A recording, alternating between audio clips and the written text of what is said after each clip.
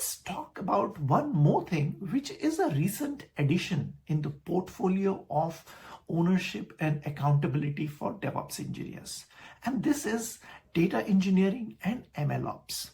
While there are dedicated data engineers and there are dedicated ML engineers or data scientists, DevOps engineers more often than not get involved in these activities as well. Because while data engineering in itself is a full-fledged role, a lot of the aspects that data engineering and MLOps depends on, like the base infrastructure or the landing zone or the various other cloud infrastructure like networking and pipelines and permissioning, IAM, authentication, authorization, things like that.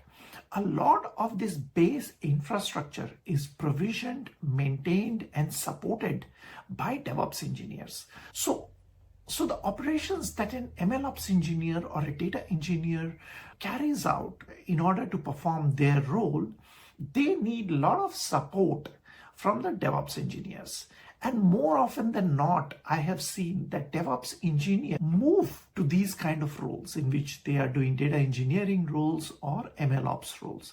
So it is very important for DevOps engineers to understand these aspects, like how data is ingested, how the data goes through various levels of transformation, be it streaming data, be it data at rest, how the data is secured, authentication, authorization, how the data gets transformed from a raw layer to a state where it can be consumed either by reporting or by data science teams.